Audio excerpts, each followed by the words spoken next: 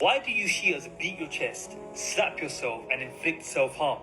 Is that not haram and against the teachings of Islam? But let's see the deceptive tactics of this Rafidi. Multiple evidences in the Quran and in Sunni literature that actually support mother. No, there's not, but let's see it. Dariyat, when Lady Sarah, the wife of Prophet Ibrahim, was told she'd bear a child. Look at this reference from chapter 51, verse 29. How is this verse proof? So someone going like this means you need to constantly hit yourself? Allah subhanahu wa ta'ala says in the Quran, do not unalive yourselves or another. Indeed, Allah is the most merciful. In Surah Al-Baqarah, verse 195. And spend in the way of Allah. Do not throw yourself with your own hands into destruction. Both verses that you just showed do not mention self-harm at all. So you failed to refute the brother on his point.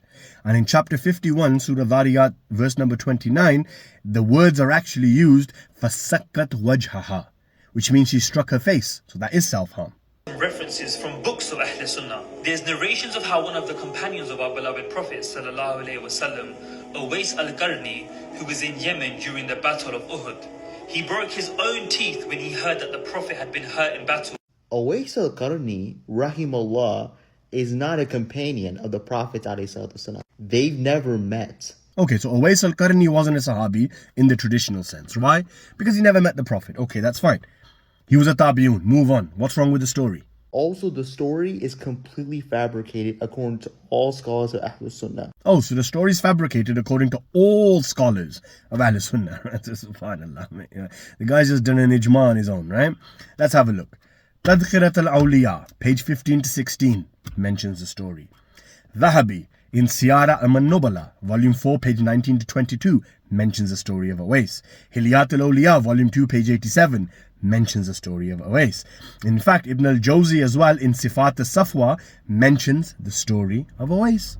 So you just said all the scholars deemed this is not true. So who are these guys? BSs? The aftermath of the Battle of Uhud, Rasulullah actually established a period of mourning, including Matam for his uncle Hamza, who had been killed in the fighting.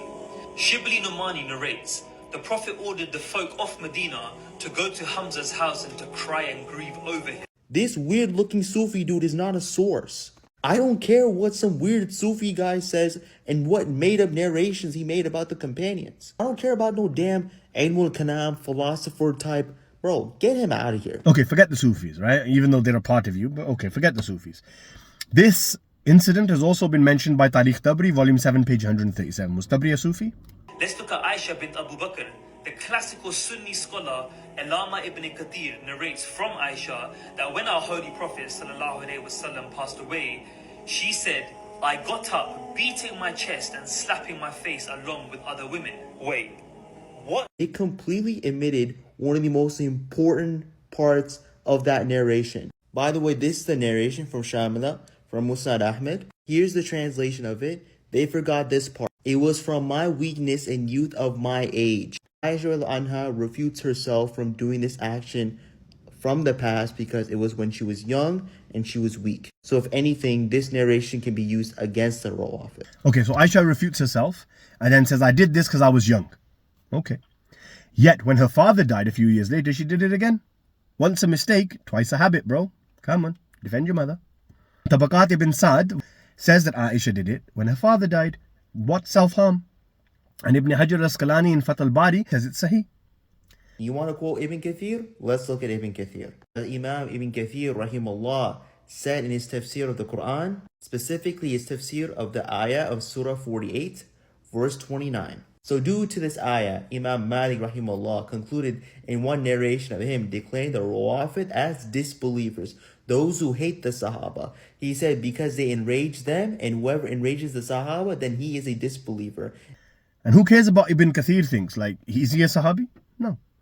Ibn Kathir says the Shias are disbelievers. Why? Because they insult and hate the Sahaba, right? But again, nowhere in the Quran does it say hating Sahaba or hating the hypocrites amongst the Sahaba takes you outside the fold of Islam. Whether I do lanat on Abu Bakr, Umar, Uthman or not, it doesn't affect me being a Muslim. And since you love your 12 Power Rangers so much, Oh, and then you 12 Power Rangers. Okay. So you just said insulting and hating the Sahaba apparently makes you a disbeliever, but then you go ahead and insult the Ahlul Bayt, the family of the Prophet. Sallallahu alayhi wa alayhi. So what does that make you? Well done. You've just exited the fold of Islam. Don't even know if you were in it for the first time, but you've exited it. Let's see what one of your 12 Imams says. And this narration is more authentic than all of your Shia narrations altogether. In Siyar A'lam Nubula, page 260, Imam Ja'far as-Sadiq stated, Allah has dissociated himself from those who have dissociated himself from Abu Bakr and Umar. Well, that's a lie, because Imam Ja'far as-Sadiq alayhi salam cursed Abu Bakr and Umar and Aisha and Hafsa. So he wouldn't say those who disassociate from them. Why? Because we use our own sources for this. Al-Kafi volume 8 page 245, Abu Basir reports that Imam Sadiq alayhi salam said, there is no one who truly believes in Allah and the last day except that he detests Abu Bakr and Umar, that he disassociates from them. So your one is saying don't disassociate from them, then Imam Sadiq is saying disassociate from them. Contradiction, bro. Yours is rejected. And then on top of that, we've got Ziyarat Ashura, where Abu Bakr, Umar, Uthman were cursed by Imam Baqir alayhi salam. Then we've got Dua Sanam Quraysh, where Imam Ali curses Abu Bakr, Umar, Aisha and Hafsa. So yeah, when it comes to self-harm, bro, it's proven from the Quran and it's proven from your books.